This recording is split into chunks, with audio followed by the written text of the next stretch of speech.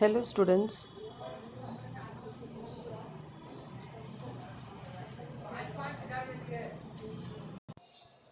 today I am going to continue with the practicals.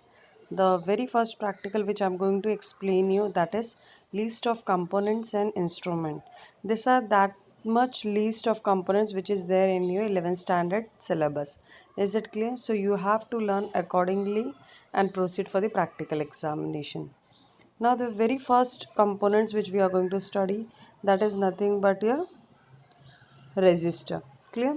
Now since we have done this part in theory, that resistor consists of four bands. Can you see? Band A, B, C and D. The very first band is your first digit, band B is your second digit, band C is your multiplier and band D is your tolerance, percent tolerance. So with the help of this band we are going to find, with the help of color code method, the value of the resistor. This is exactly what your actual resistor look like.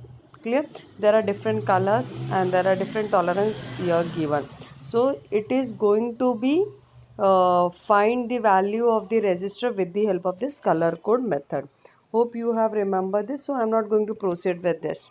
Now next, see, this is the very basic explanation of the resistor. It is a passive device which is two terminal electronic component. Obviously in this circuit resistor are the most important. These are used to reduce the current flow, adjust the signal level, to divide the voltages, bias the active elements and terminate the transmission line among the other users. So these are the users and the main function of your resistor. Next we'll move on to the capacitor. This is my capacitor. Can you see there is a numbering over the each capacitor? This one, 10, 101, 102, 103, 104. This number identify this value of your capacitor. Clear? Clear? There are two LEDs given to you. Okay? There are two LEDs of the capacitor. One is smaller, one is the bigger one. Now this 103 means the value of the capacitor is 0.01 microfarad. So if you want 0.01 microfarad ka capacitor, you are going to use this 103 ka value. Then for 0.1 microfarad, the value is 0.104. 0.1 microfarad ka value is 104. So these are my capacitors. Clear? So it is a device that stores electric charge in an electrical field.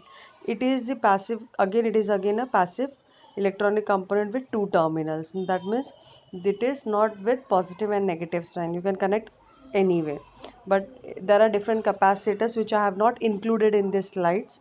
Just to remember that capacitor which we have done. Now even you have done with this diode. Now what is diode? This is the symbol for your diode. Yes or no?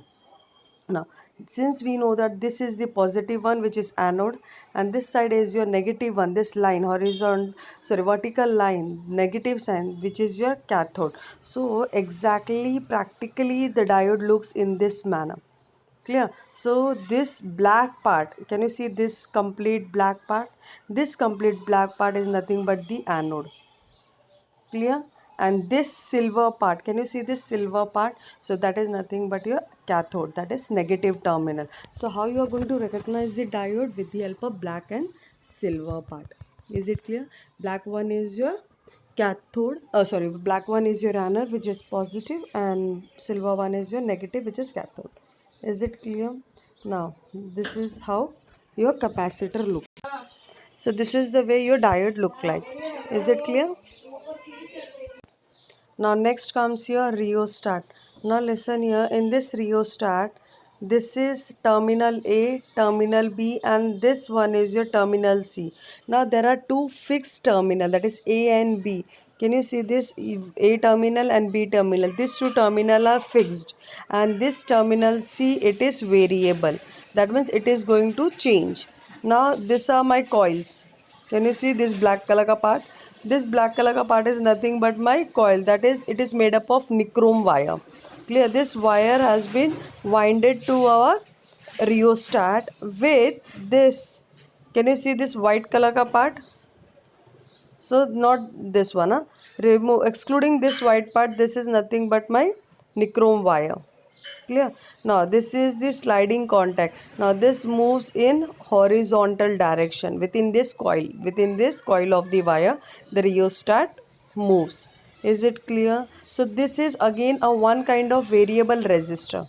It is a one kind of variable resistor. Is it clear? See, this is how it looks. Both are same. Now, resistive wire of nichrome is winded on the hollow ceramic, or you can say cylinder. The ends of the resistance wire are tied at the fixed end. Now you are going to connect your ends of the resistor at the fixed side, both the side. And third one is your variable terminal. It is provided with your slider, which is going to slide with the help of your that slide contact, which move on a metal rod fixed at both the end of the corner. The variable terminals maintains the contact with resistance winding.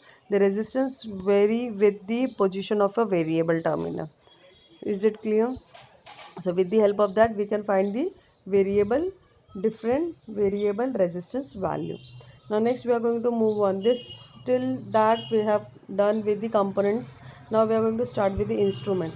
This is the very first instrument, that is your power supply. You should know how it works. Now can you see, this is my positive terminal. Red one is my positive terminal, black one is my negative terminal, and in between this there is a common.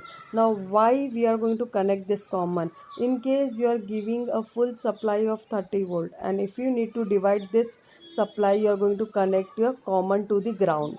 But initially in 11th standard you don't require to learn about this common part. Just remember positive and negative terminal. This is the display where you are going to display the voltages. With the help of coarse button, you can vary the voltage from 0 to 30 volt. So it is a DC power supply of 30 volt.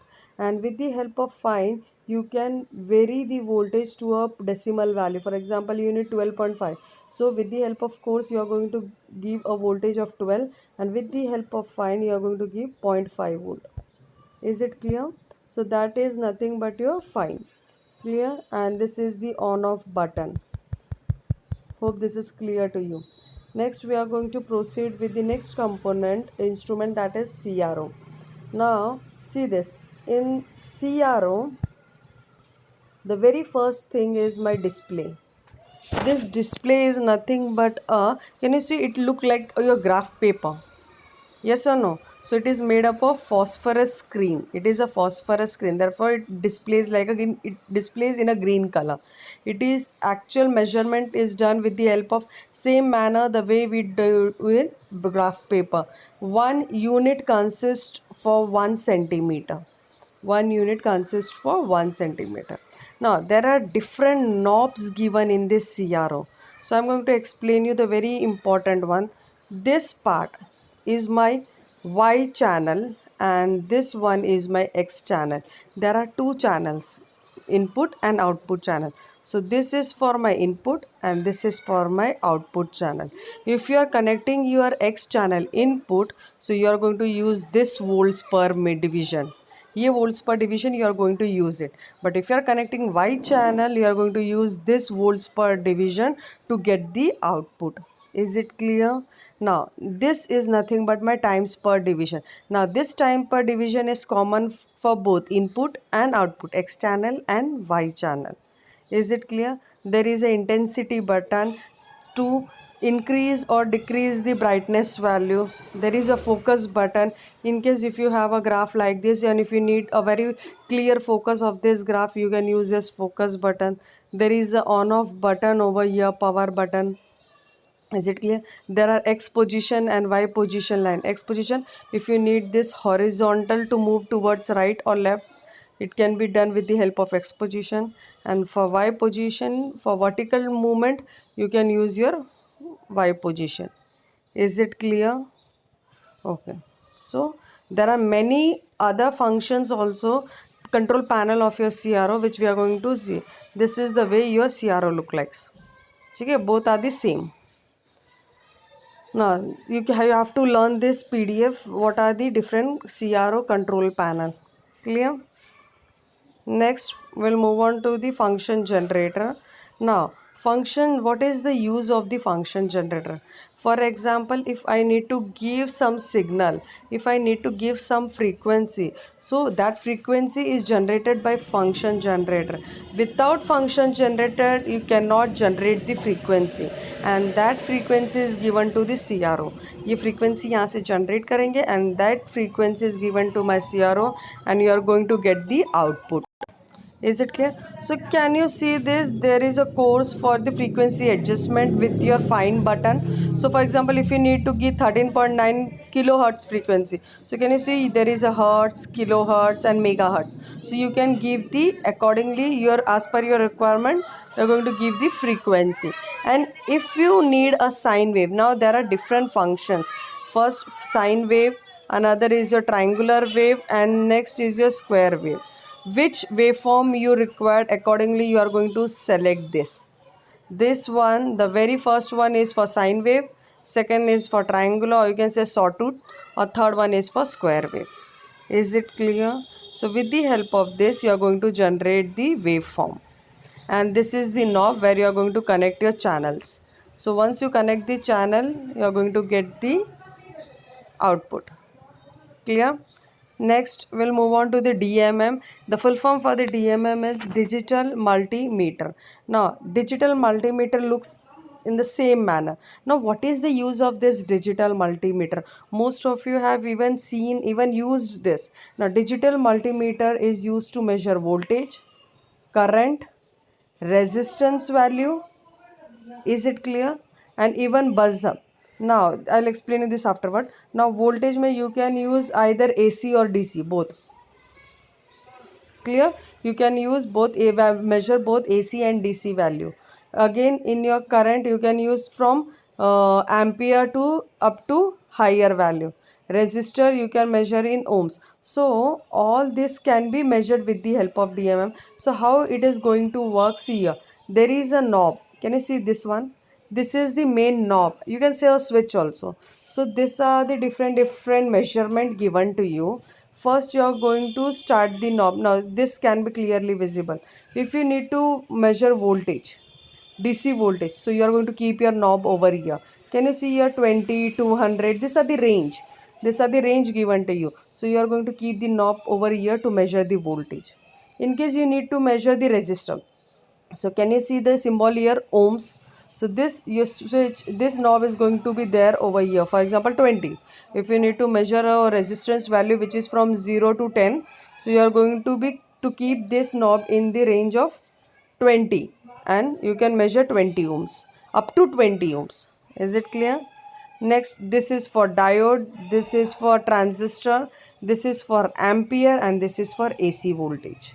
Is it clear? So DMM, the main function of your DMM is to measure AC DC voltage, your current, your resistance, your diode value, and your transistor. Is it clear? Hope this is clear to you. Any doubt you can ask me in lecture. Thank you very much.